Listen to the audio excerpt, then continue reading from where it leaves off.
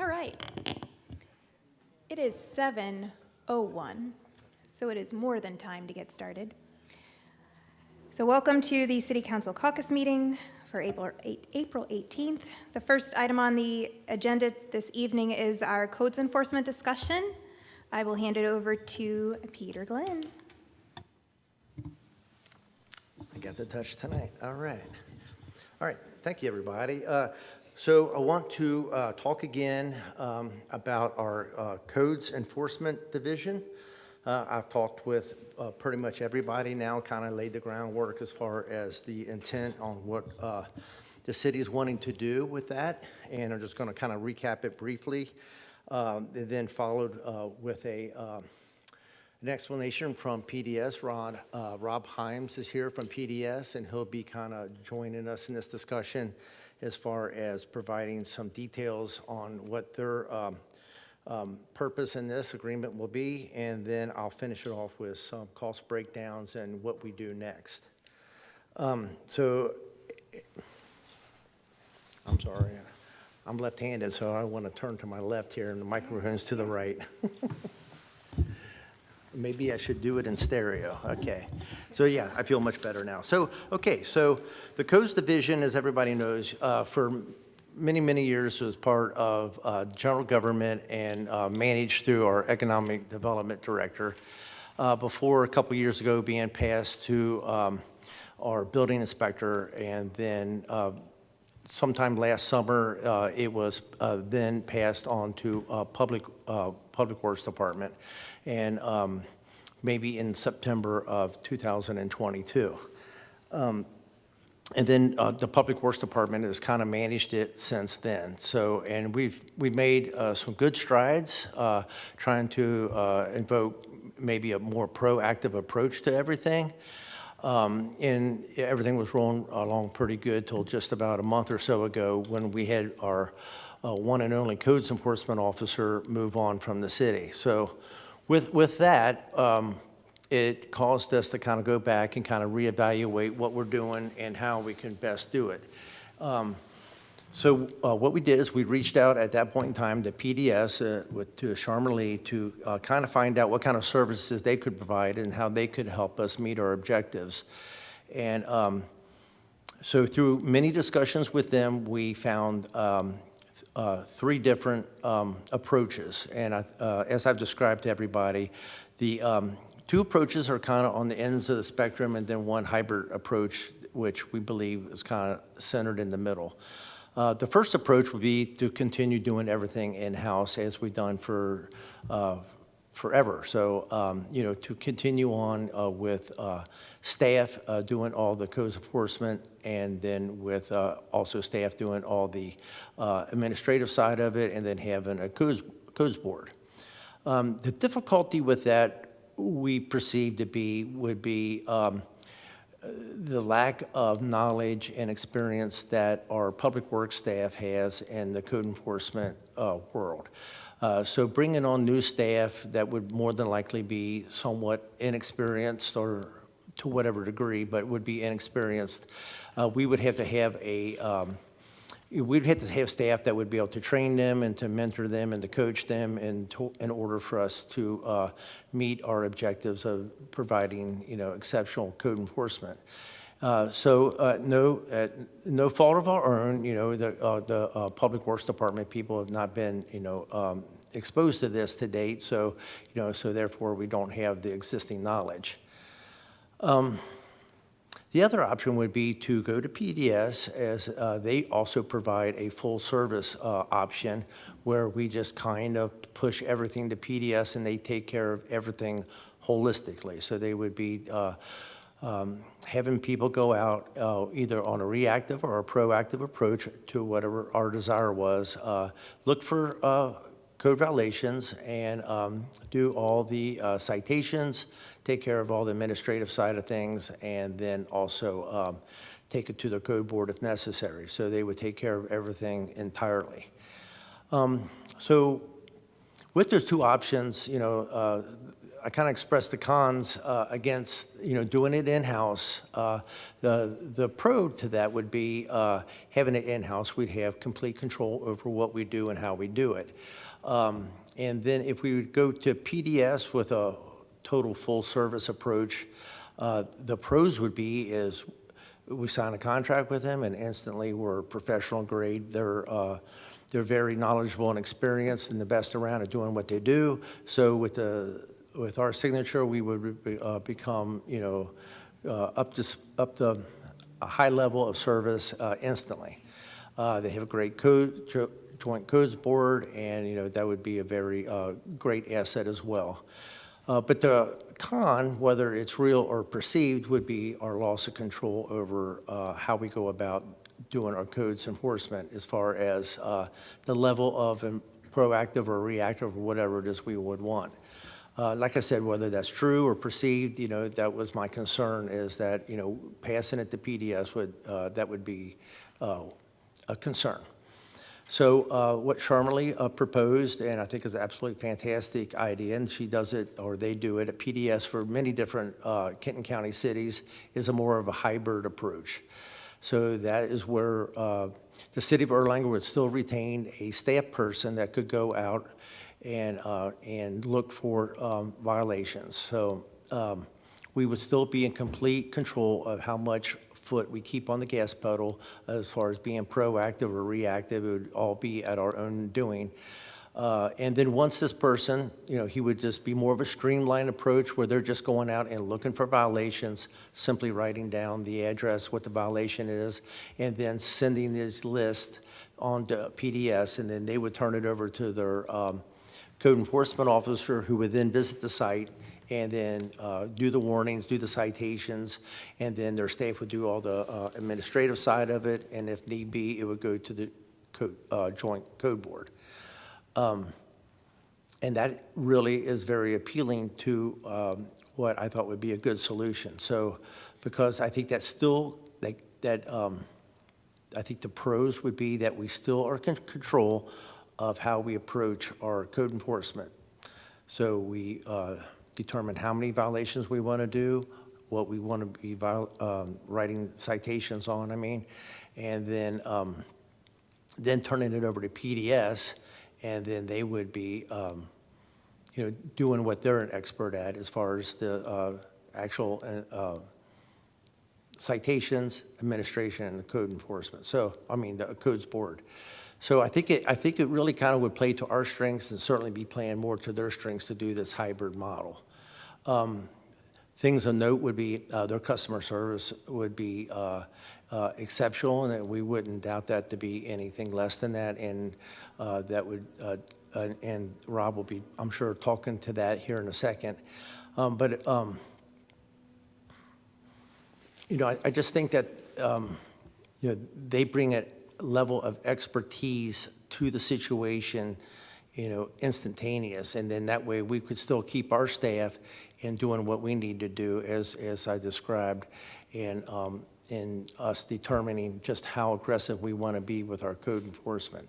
We would still be working with our social worker, on a whatever frequent basis that's necessary. We were meeting, the codes enforcement people were meeting on a weekly basis, and then having monthly meetings, and really having Becky involved in all the decisions, and I think that was really working well. And talking with Rob, that is something that they are very interested in and very capable of doing as well. So, that being such a big asset of the city and how we go about doing things, we want to make sure that that's going to continue to happen. So, the cons, I don't really know much of as far as what the cons might be, and I'm certainly, feel free to ask questions as we go along, so if you have any kind of questions as far as what you think might be good and bad about it, I'd love to hear it. At this time, if Rob could come up to the podium and kind of talk about PDS and what they do in their approach. Thank you, Mr. Glenn. Good evening, everyone. For those of you I haven't had the pleasure of meeting, my name is Rob Himes. I am the Codes Administrator for Planning and Development Services. I am responsible for supervising a team of zoning officials, as well as the entire code enforcement program. Just in these brief few minutes, I would like to touch on giving you an overview of the code enforcement program as we administer it for many other jurisdictions. Talk about how we can tailor our efforts to meet the needs and the wants of the city. Tell you a little bit about the Kenton County Joint Code Enforcement Board, and then finally answer any questions that you all may have. So our code enforcement program currently serves 16 municipalities within Kenton County. As you can imagine, with 16 different councils and commissions, each of those respective jurisdictions have different focus areas, different wants, different needs. We try to take a customer service approach, as Mr. Glenn referenced. Not only are we here to serve the wants, needs, desires of the city with administering their program, we're also having to do the same with the residents. So along those lines, that doesn't just mean people that are issuing complaints. It means having a customer service focused approach with alleged violators as well. We try to establish a relationship with these individuals that may have issues with their properties, because code enforcement, the very basis of it is voluntary compliance. If we don't obtain voluntary compliance, our recourse is to issue citations, which may have accompanying fines. It can lead to liens. It doesn't accomplish anything. We want to establish these relationships and work with these property owners to facilitate some kind of compliance and meeting the needs that you have, the vision that you have for your city. I guess the key point here is code enforcement is not fun. Those of us that do it, we don't like having to tell somebody that there may be issues with their property, but we know that there are standards in play for a reason, and it's so that the remaining residents of your city can enjoy their property as much as possible as well. So that being said, we want to take an approach where it's not PDS and or the city of Erlanger versus you, Mr. Property Owner. It is PDS, City of Erlanger, and you, Mr. and Mrs. Property Owner versus the problem. We're going to try to help you get where you need to be to abate these issues. So it really is a whole, I don't want to say science, but there's a psychology involved in how we are addressing these violations. And to this point, we have been very successful. As Mr. Glenn said, we do feel that just based on initial discussions, tailoring a program to the city's operating procedures and internal processes is going to be the best option. As Mr. Glenn referenced, we do have several other cities that have in-house code enforcement officers that drive around actively looking for violations, and if they don't gain compliance doing knock and talks or sending courtesy notices, then they send those over to us, and then we run through the statutory process. Notice violation cite as needed. We are completely willing. I understand that once a final order is issued through the process of code enforcement, that a member of Mrs. Hoffman's staff attempts to either collect payments for those fines, and then if that is unsuccessful, the liens get filed against that property.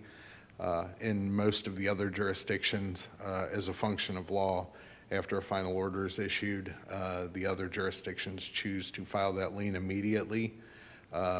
If anything, I very much appreciate the approach that the city takes trying to work with property owners to obtain payment prior to filing the liens. So very much on board with sticking with that process and doing everything that we can to coordinate with city staff in order to make that happen.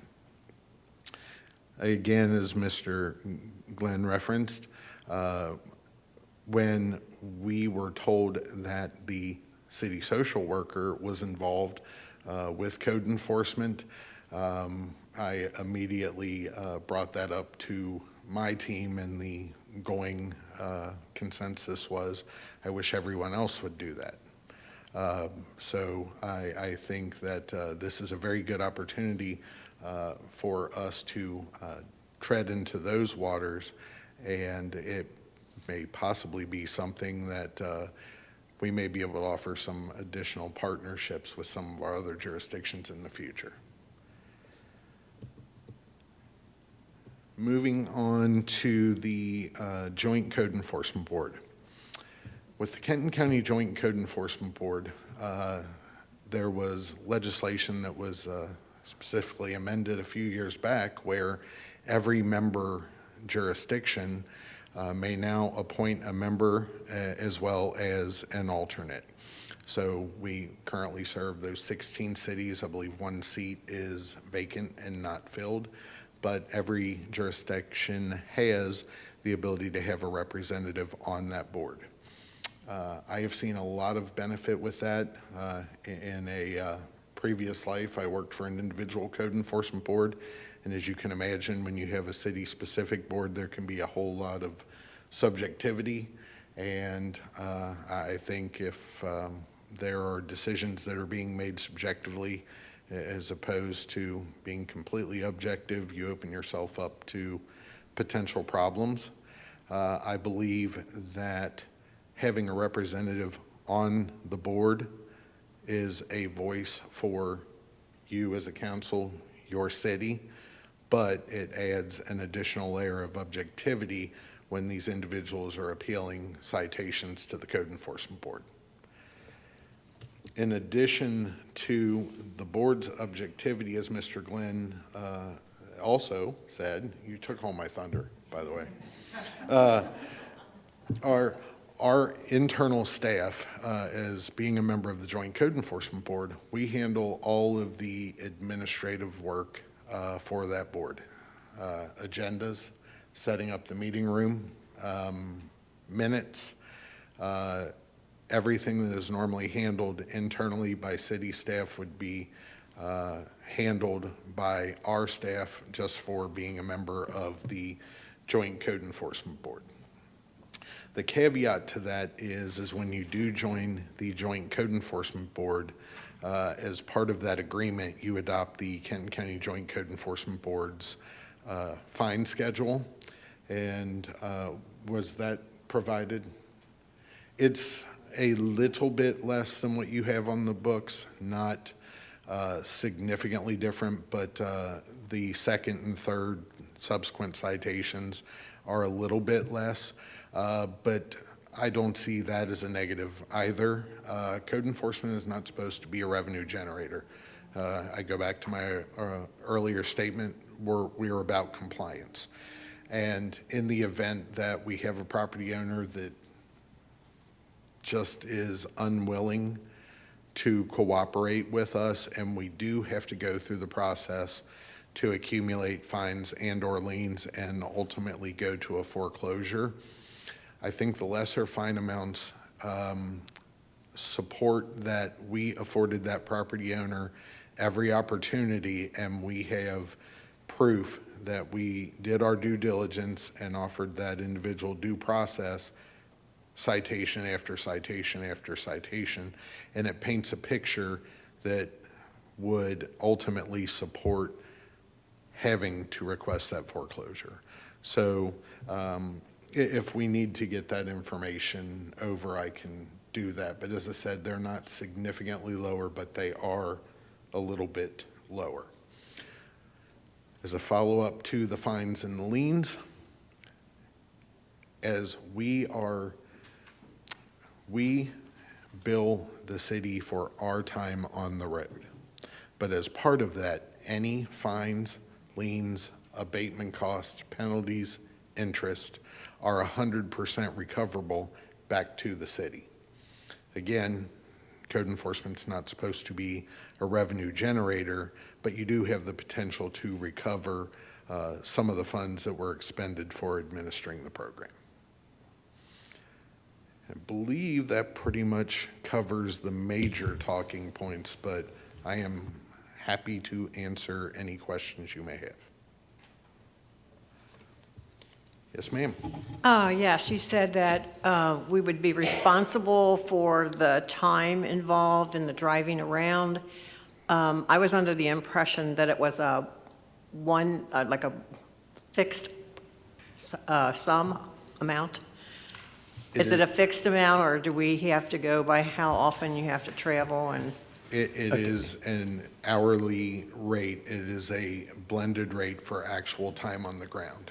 Let me kind of clarify that a little bit. So what we've done working with PDS is, try to get a ballpark of what this is going to cost us for this hybrid model. So what they did is they provided us some information for what other cities are doing, and that would be based on cities. So what we looked at is the cities comparable in size to us, and therefore kind of like how many violations or citations they're having a year. So looking, squarely at Independence, which is very similar to us, they're in the just shy of 400 citations a year. So based on that, they're just shy of $80,000 to do those 376 violations a year. So what we did is we budgeted $100,000, and we're going to be right around that $400,000 or 400 citations a year. But the great thing about that is that's going to be monthly billing.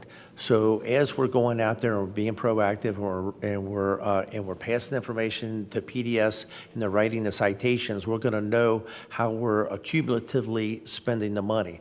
So if we're, let's say, going into July and we're at $70,000, then we know that we've been kind of going a little heavy and we're going to have to draw it back a little bit in order not to be over budget. So it is a per hour thing, and that's another good thing about the hybrid model is that we're doing all the legwork, all the investigation work technically, and PDS is just driving to the site, doing the citations.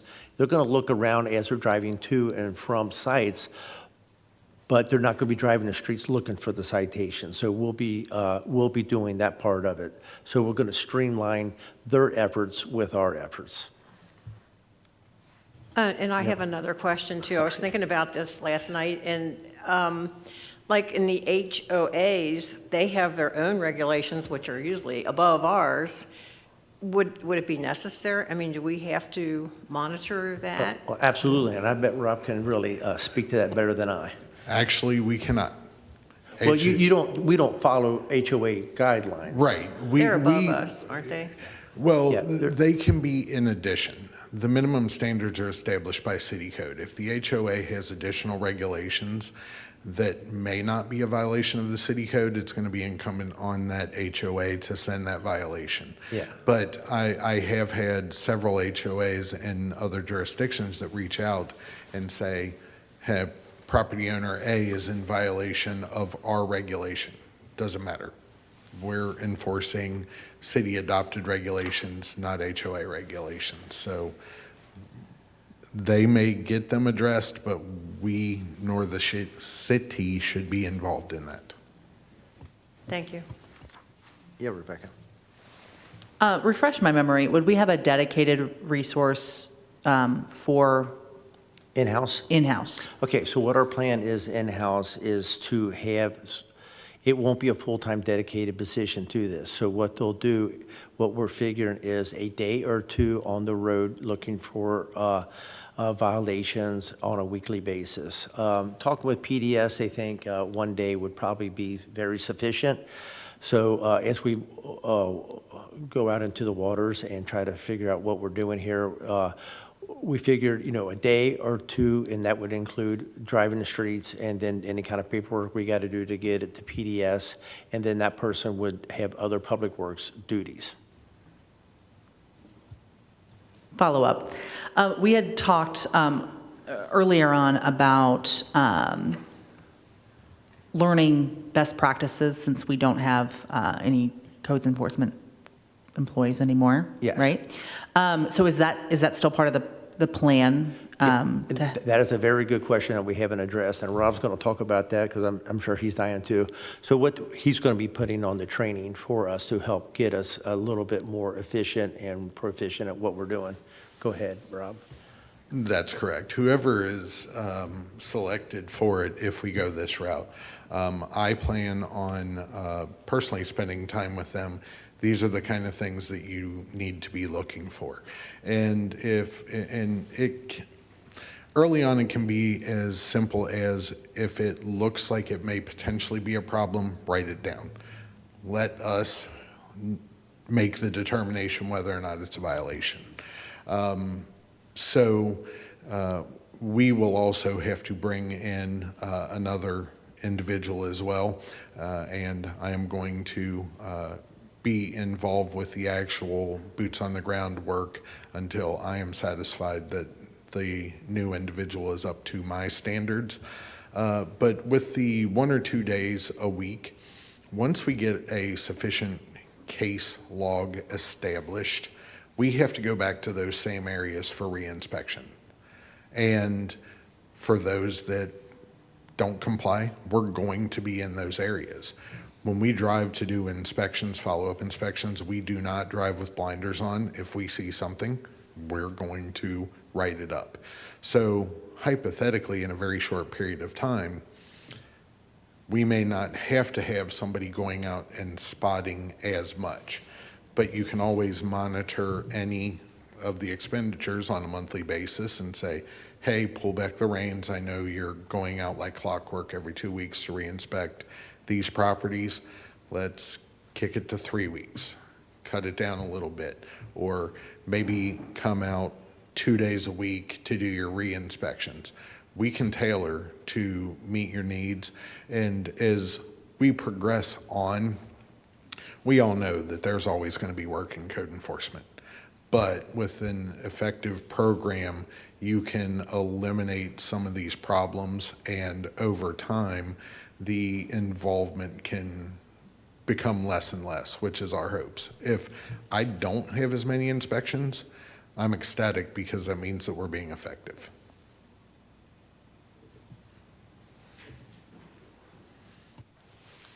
Okay, Jennifer. Sorry. Thank you. I have a few questions. Some might be for Peter and some might be for you. One comment, Peter, I think you had sent the fee schedule to everyone on council a couple weeks ago, because I had asked you about that, and I think you emailed it to everybody. How? Well, or maybe Charmalee did. I was just trying to clear up because I know some people had questions about the fees. Yeah, so my plan is we're going to be revising our ordinance and our interlocal agreement with PDS. Jack's going to be working on that this upcoming week, and then we'll be sending out a packet to everybody. How about if I can commit to next week sometime, later next week, in preparation of the next council meeting? You'll have the fee schedules, the ordinance, the interlocal agreement, and everything in a packet there. So that kind of leads into my next question of when would this begin? So I assume that means it would begin as soon as we vote on it. It more than likely July 1st. Oh, okay. Because by the time we get through this and they get up to speed, and the budget really starts July 1st. I mean, we've talked about it because we'd like to start a little bit early if we can, but no later than July 1st. So is anyone actively doing codes enforcement now? Yes, ma'am. Okay. Yeah, so we do have somebody on staff that's going out and taking care of, let's just say, the basics. And we got a few other situations that we're working on. So I think there were about 5 of us on a property on, Monday was it? sure was, yes. We're out there in force. That's right. Thanks to the department. And my last question is, we gave pay increases to some folks in Public Works because they took on additional codes enforcement duties and supervision. If we're going to be moving those duties out of Public Works, what's going to happen to those pay increases? We didn't really give any pay increases due to the code enforcement side of things. So what it was is I took on a new role with the city, and then other people kind of went up and kind of took on my duties, and then took, so on and so forth down the ladder. So it wasn't necessarily code enforcement, management raises. That's not what we were told, but that's a different explanation than what we were given when we were handed a spreadsheet about the budget changes.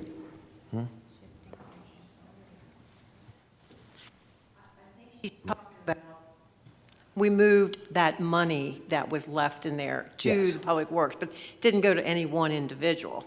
It just Correct. went there because of Because the the way employees, you do your financial whatever. yeah, and the employees Right. changed from the general government side Since you to were the taking public care of works. it and taking Yes. on additional jobs, Yeah. that money went there, but I didn't think it went to any one individual. I'll have to pull out the spreadsheet, but we were specifically told that there were pay increases that were given to certain people because they took on additional duties related to codes enforcement. To be honest with you, you were the one that brought that into that conversation. It was two separate things. So the spreadsheet that you received that broke down the budget amendment, it was for Steve Canfield, Daryl Jewett, and, help me. Sean, no. Steve Canfield, Daryl Jewett, one other salary.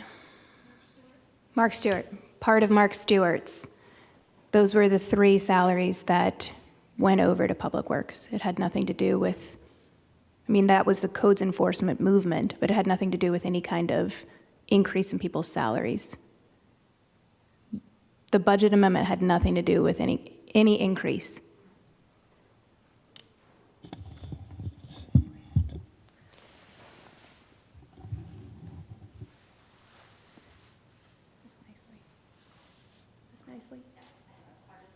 Oh, I'm sorry. There you are.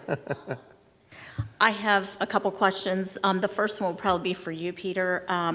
When citizens will complain, bring in their complaints, would they still bring it to the city and Public Works, and you would check it out before it would go to PDS?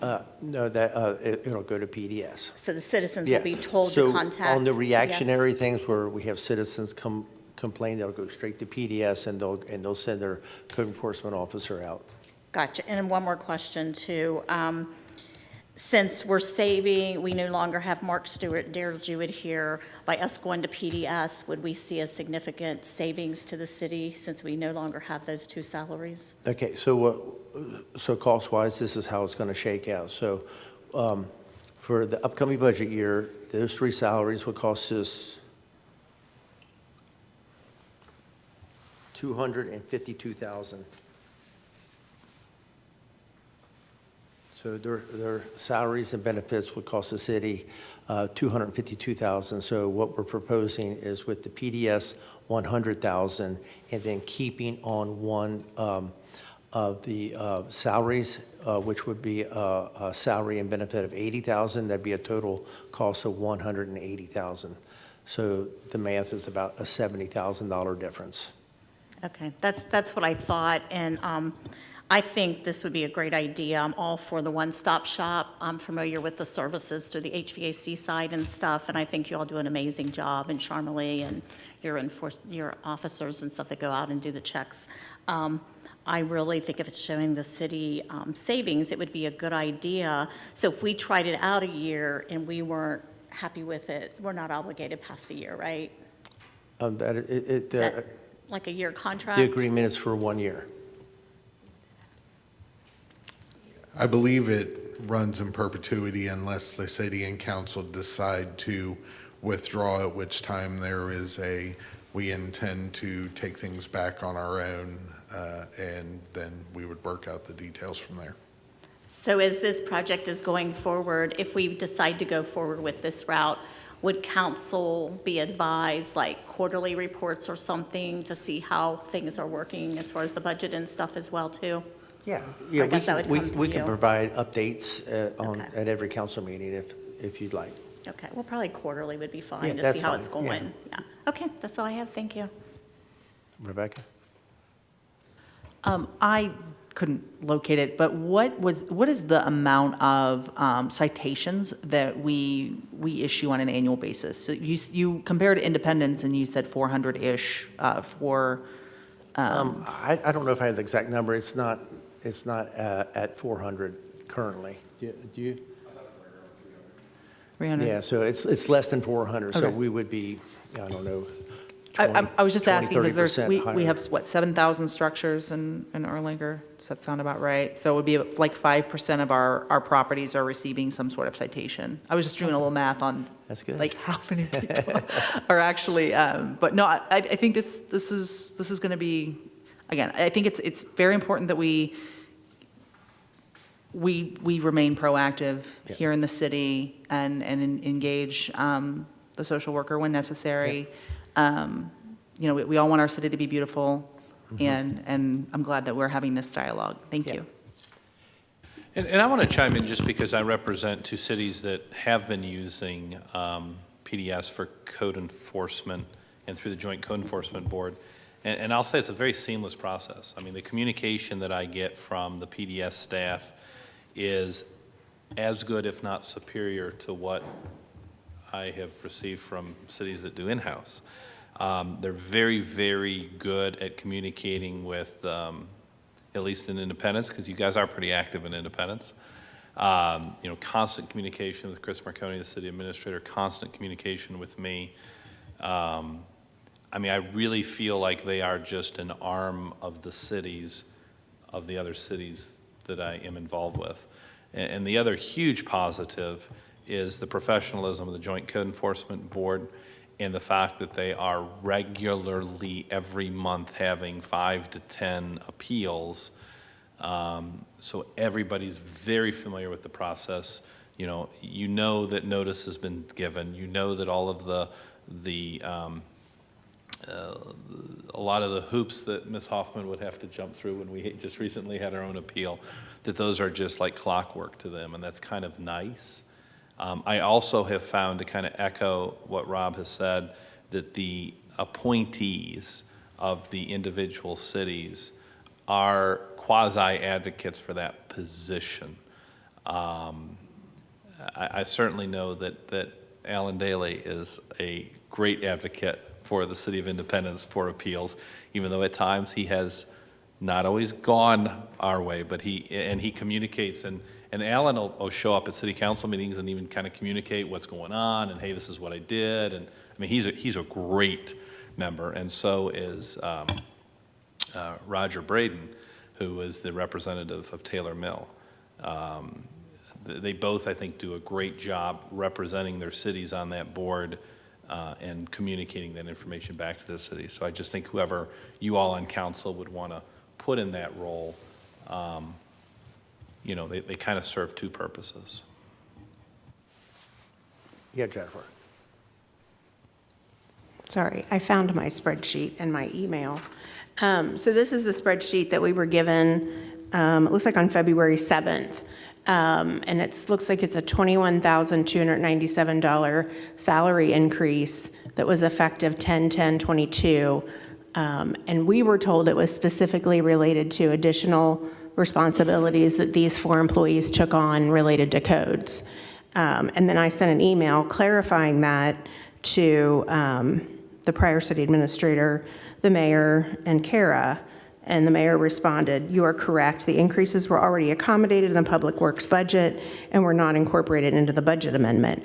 I understand that, but we still gave people raises for taking on additional responsibilities related to codes. And now There were, not taking on codes. we gave people additional raises for taking on different responsibilities. We shifted responsibilities, as Mr. Glenn had explained, because he was taking on new roles. They were then passing some of them down to Kevin, who then was then passing some of his responsibilities down to Jason and down to Mike McClanahan. So there were shifting responsibilities. If you want, we can sit and go through all of the operations and what each job description entails and how that changed when additional responsibilities were taken on by Public Works. But everything shifted when building and zoning and codes enforcement went to PW. And Ed took on different responsibilities, and some of his responsibilities got shifted to other people. Joe took on different responsibilities, and some of his responsibilities got shifted to some other people. There were a whole bunch of changes that happened due to the movement that warranted additional increases in people's pay due to different and new responsibilities. Okay, I don't need to be yelled at, but I'm not yelling. yeah, I am- you are. But I think we owe it to the taxpayers to ask these questions. Okay. So that's why I'm asking. Because as a council, we were told one thing, and now we're being told something else. So that's the reason I'm asking. Okay. It all started because of codes. And we were. Because of building and zoning and codes enforcement moving. You're right. You're 100% right. If none of that ever would have happened, nothing would have changed. If building and zoning and codes enforcement didn't move to Public Works, nothing would have changed. We wouldn't have had a So- budget amendment, wouldn't had to had changed I- job descriptions or increase people's pay based on increased responsibilities. I understand that. Okay. But now we're moving codes enforcement out. No, you are incorrect. If we We have- do the hybrid model, we will still have a Part-time codes enforcement person. individual within, and there'll still be a liaison between PDS and the city of Erlanger. Okay. So will those 4 people have more shifting responsibilities now? I don't know. Okay.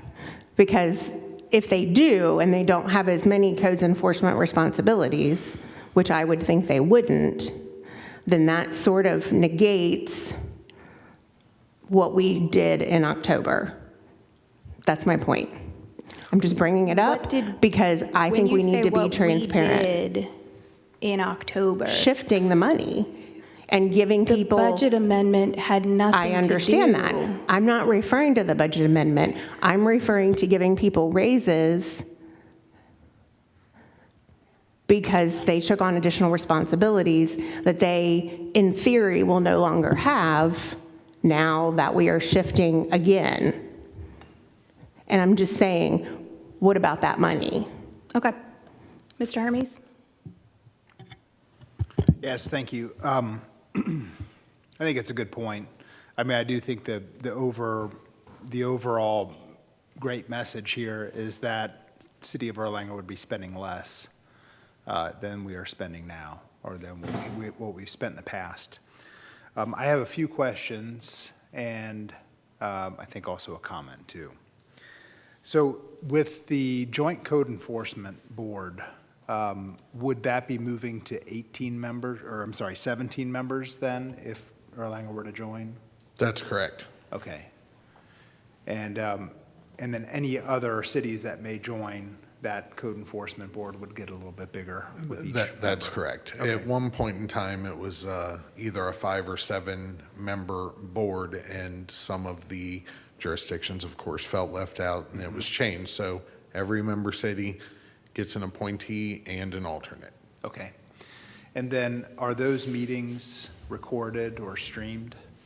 They are not streamed. They are audio recorded, and the minutes are transcribed very, very shortly thereafter by a member of our staff. But Okay. as of now, no, there is no streaming of that. Okay.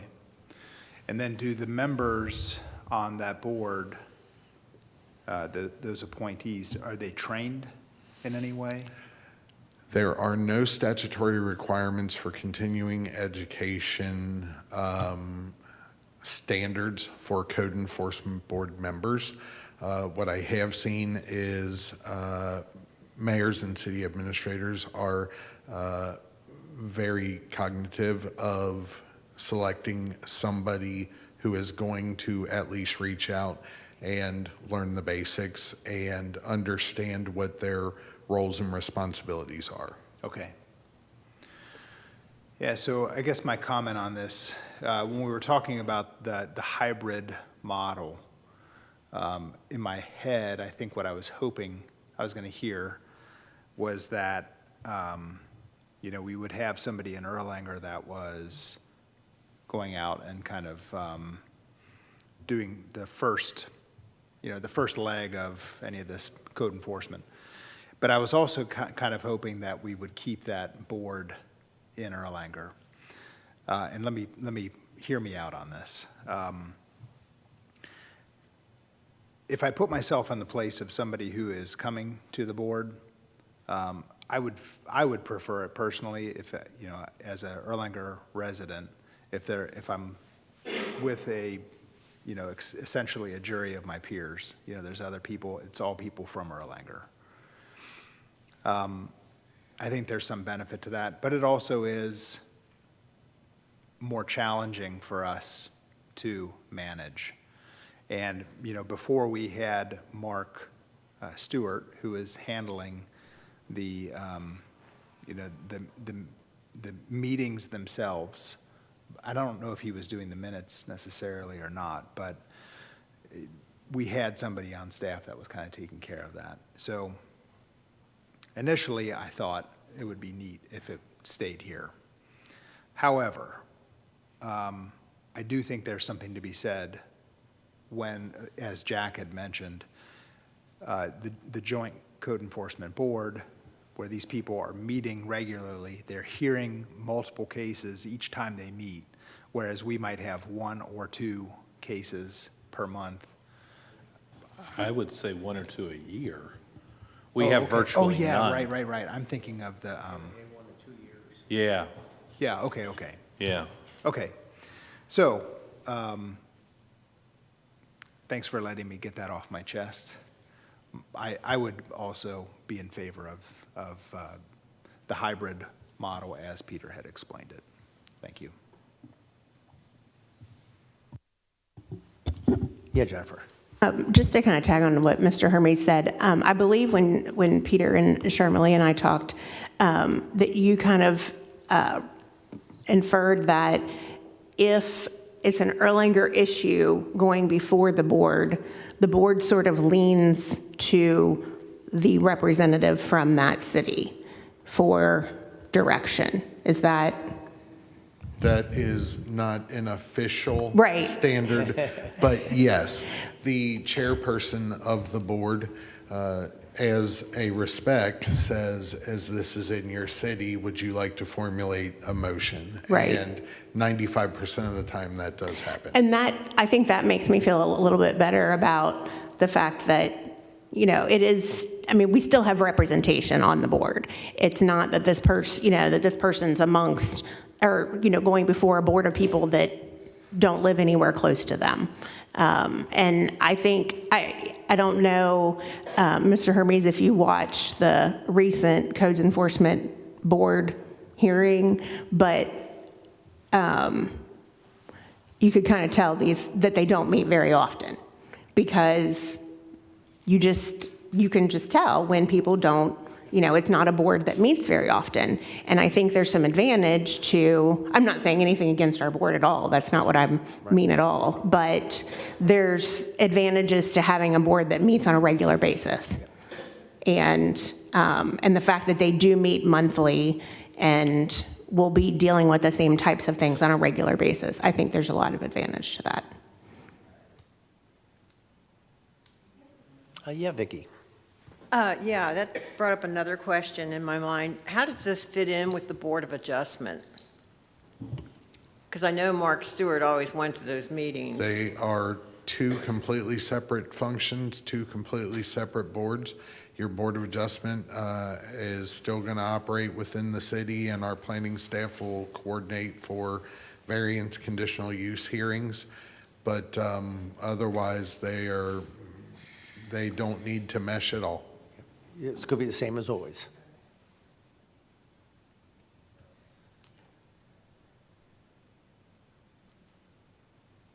Okay, last question I have. Who is the chair of the board?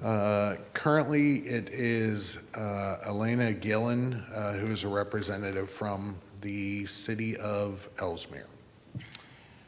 But funny tidbit, our prior chair is now a resident of your fine city. Just throwing that out there.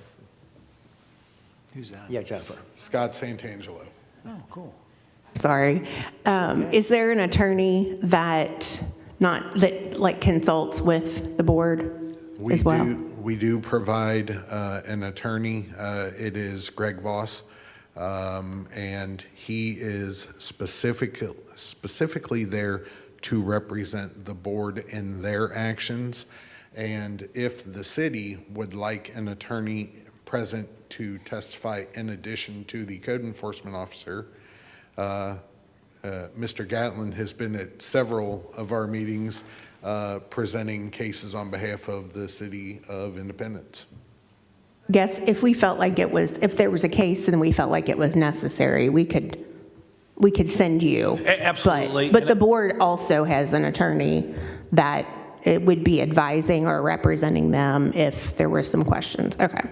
Yeah, and I can just tell you from a practical experience of what I've seen in Independence is probably 70% of, I don't know if that's, I'm going to say half the appeals I don't go to.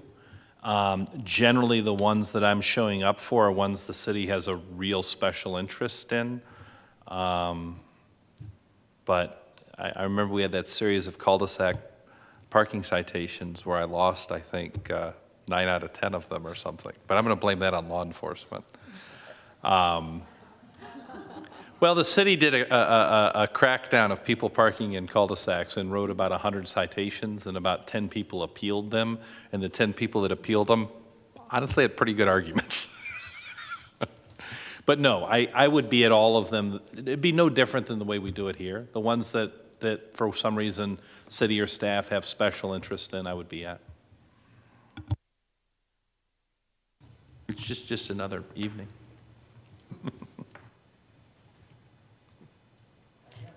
Yes, I would like to know if the code violations of your standard would override the code violations of this city.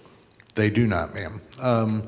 With all of the jurisdictions that we serve, there are 3 major classes of violation. You have zoning violations. So each jurisdiction has their own zoning ordinance, so those can all be differing. You have city-specific nuisance code or prohibitive codes. Those all are pretty specific to those jurisdictions as well.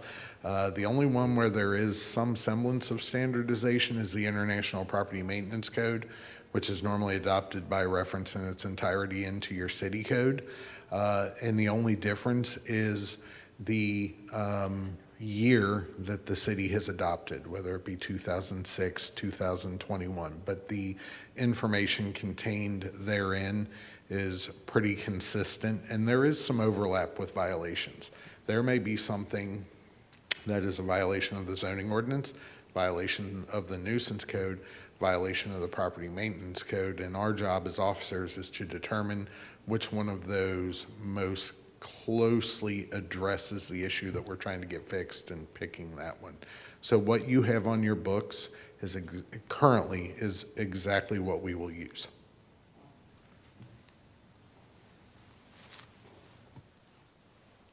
Okay, any other questions?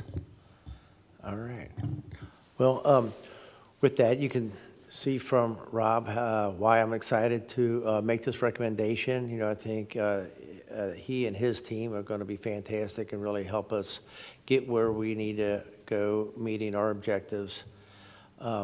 So with no more questions, I guess in your packet next week for the next council meeting will be the interlocal agreement revisions and the ordinance revisions that will go before you at the next council meeting. Thank you.